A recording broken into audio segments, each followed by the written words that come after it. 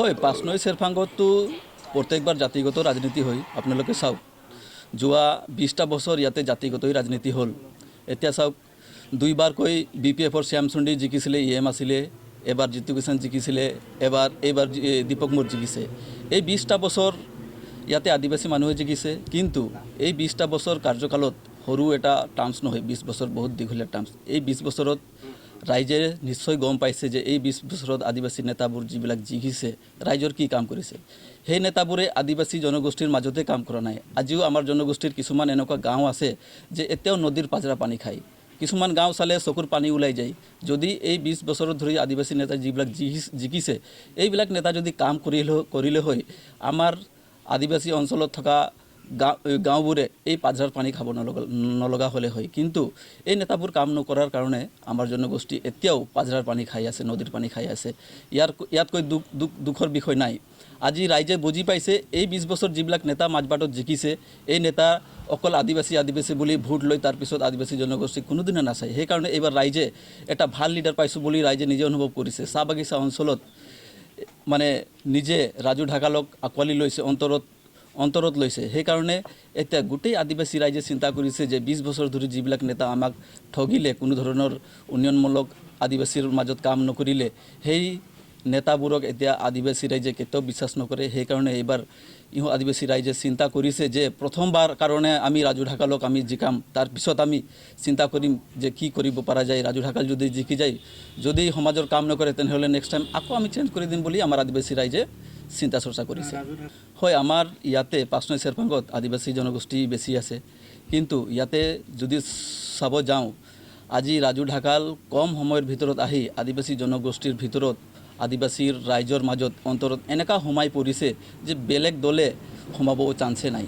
আজি ইমান মানে কম সময়ৰ ভিতৰত বাগান আদিবাসী গাঁও অঞ্চলত অকল ৰাজু ঢাকাল আৰু ইপিপিএলহে হৈ আছে।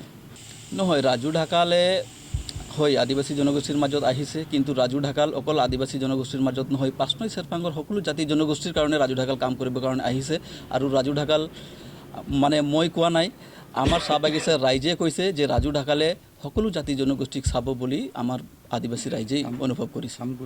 হয়, যোৱাকালি যোনজন আমাৰ UPPLৰ সদস্যই কথাটো কৈছিল, তেওঁ হয়তো অৱগত নহয়, তেওঁ হয়তো নাজানে যে ৰাজু ঢাকাল যে আমাৰ তেওঁ কৈছিলে যে ৰাজু ঢাকাল বৰচলা সমষ্টিৰ হয়। তো তেওঁ নাজানে যে বৰচলা সমষ্টিটো যে আমাৰ BTRত পৰে। আৰু চবতকৈ ডাঙৰ কথা হৈছে কি, তেওঁ যোনটো অভিযোগ আনিছিল যে তেওঁ বৰচলা সমষ্টিৰ, গতিকে তেওঁক মই ক'ব বিচাৰিছোঁ যে বৰচলা সমষ্টিটো BTRত পৰে, ১ নম্বৰ কথা। আৰু ২ নম্বৰ কথা হ'ল কি, ৰাজু ঢাকালৰ বৰ্তমান ভোটটো বৰচলা সমষ্টিত নাই। তেওঁ আছে ওদালগুৰি জিলাৰ ৪ নং বৰগাঁও থানা ওদালগুৰি পৰে, মহকুমা ওদালগুৰি, জিলা ওদালগুৰি। গতিকে তেওঁৰ এই প্ৰমাণ আছে আমাৰ হাতত, আপোনালোকে চাই লওক। তেওঁ ওদালগুৰি জিলাৰ BTC সমষ্টি পৰে, ভৈৰৱকুণ্ড সমষ্টি। গতিকে যোনজনে এই প্ৰতিবাদটো কৰিছিল, গতিকে তেওঁক আমি জনাব বিচাৰিছোঁ যে তেওঁ হয়তো অৱগত নহয়। তেওঁক আমি ক'ব বিচাৰিছোঁ যে ৰাজু ঢাকাল নামৰ মানুহজন প্ৰমোদ বড়ো ছাৰে জানে যে তেওঁ BTRৰ বাসিন্দা। যদি BTRৰ বাসিন্দা নহ'লহেঁতেন, প্ৰমোদ বড়ো ছাৰ আমাৰ BTRৰ চিফ প্ৰমোদ বড়ো ছাৰে সেনেকুৱা এজন BTRত নথকা মানুহ এজনক 5 বছৰ আগতে OSD নিদিলেহেঁতেন, যদিহে তেওঁৰ BTRৰ মানুহ নহয়।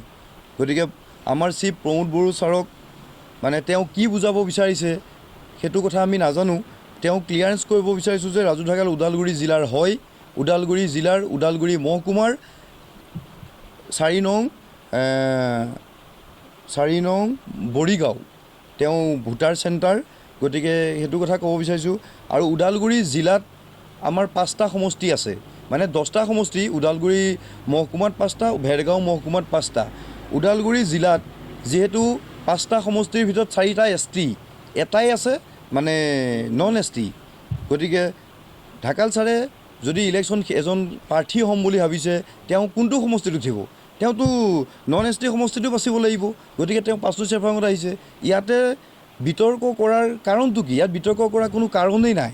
আমাৰ ৰাজু ঢাকাল ছাৰে ৫ নং চেৰফাংগত অহাৰ পৰা আমাৰ সমষ্টিটো ইমানেই আমি UPPL কৰিব বিচাৰিছোঁ। বিৰোধী পাৰ্টী আজি ভয় খাই আছে যে ৰাজু ঢাকালে যদি টিকেট পায় তেতিয়াহ'লে বিৰোধী পাৰ্টী জিকিব নোৱাৰে।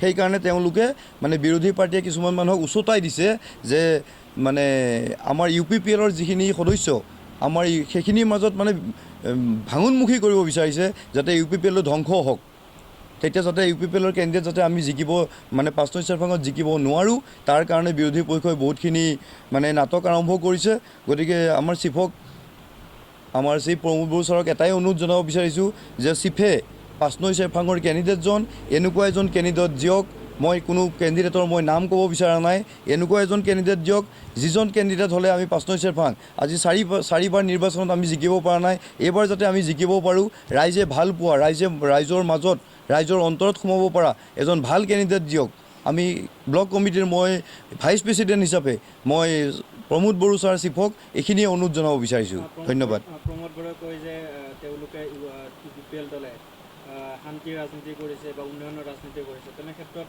এই সমষ্টিটোত নিৰ্বাচনৰ টিকট ঘোষণা হোৱাৰ প্ৰাক মুহূৰ্ততে কিন্তু জাতিগত যিটো ৰাজনৈতিক যিটো বাতাবৰণ সৃষ্টি কৰিব বিচৰা হৈছে UPPL কি ক'ব হয় এটা কথা কি জানেনে ইলেকশ্যন বুলি ক'লে আমাৰ UPPLৰ মই আজি এবছৰ হৈছে মই আগতে আছুত আছিলোঁ সদৌ অসম ছাত্ৰ সন্থাত আছিলোঁ মই UPPLৰ মানে নীতি আদৰ্শ ভাল পাই আহিছোঁ আমাৰ UPPLৰ নীতি আদৰ্শ মই জানাত কোনো জাতি নাই আমাৰ 5 নং চেৰফাঙত আদিবাসী আছে বড়ো আছে তাৰ অসমীয়া আছে বেংগলী আছে আমাৰ বিভিন্ন ভাষিক মানুহ আছে আমাৰ গোটেই জাতি ধৰ্ম বৰ্ণ নিৰ্বিশেষে আমি এটাই জাতি সেইটোৱে হৈছে UPPL গতিকে ইয়াতে মানে কোনোবাই যদি কয় জাতি হিচাপে টিকেট দিব লাগে ধৰ্ম হিচাপে দিব লাগে সেনেকৈ হ'লে কিন্তু UPPL দলটো জীয়াই নাথাকিব আমাৰ এটাই জাতি সেইটোৱে হৈছে UPPL হয় আমিও কালি ছ'চিয়েল মিডিয়াত দেখিবলৈ পালোঁ যে আপোনালোকে ৰাজু ঢাকালৰ কথা কৈছে যে তেখেতে ইয়াৰ নহয় বুলি কৈছে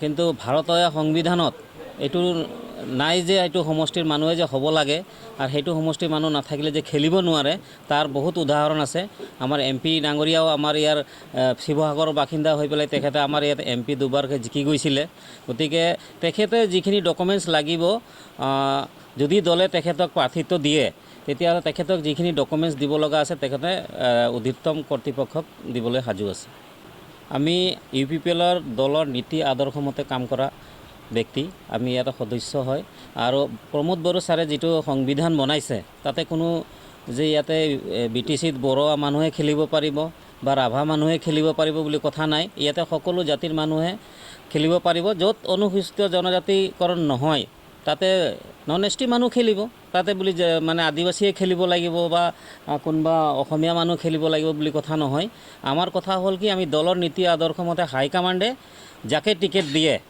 সেইজন ব্যক্তিক লৈ যোৱাটোহে আমাৰ নীতি আদৰ্শ সেই নীতি আদৰ্শ মতে আমি কাম কৰি আছোঁ ইয়াতে 5 নং চেৰফাঙত টিকেট প্ৰত্যাশী দুজন ব্যক্তিয়ে আছে এজন হ'ল ৰামকৰণ গড় এজন হ'ল ৰাজু ঢাকাল তো আমাৰ কথা হ'ল কি আজি 5 নং চেৰফাঙত UPPL দলটো যেতিয়া আমি জইন কৰিছিলোঁ তেতিয়া কোনো শক্তিশালী ভেটি নাছিলে তো আজি চিফ ছাৰে যেহেতু আমাৰ OSD ছাৰক ইয়াত 5 নং চেৰফাঙত পঠিয়াই যিখিনি কাম কৰাৰ পিছত আজি UPPL দলটো আজি মজবুত হৈছে যাৰ কাৰণে যিখিনি সৰু সৰু সমস্যা আছিল এই সমস্যাবিলাক সমাধান কৰি UPPL দলটোক এটা গতিত এটা পথত লৈ আহিলে গতিকে তেখেতে নিশ্চয় মই যদিও কৰিলোঁ হয় এই কামটো ময়ো প্ৰাৰ্থিত্বৰ প্ৰয়াসী হ'লোঁ হয় তো সেই হিচাপে তেখেতক প্ৰাৰ্থিত্ব প্ৰয়াসী বুলি ভাবিছোঁ আশা কৰিছোঁ দলে হাইকমাণ্ডে তেখেতক যদি টিকেট দিয়ে তো আমি সকলোৱে মিলি জিকাবলৈ চেষ্টা কৰিম বাকী কথা হাইকমাণ্ডে তেখেতসকলে বুজিব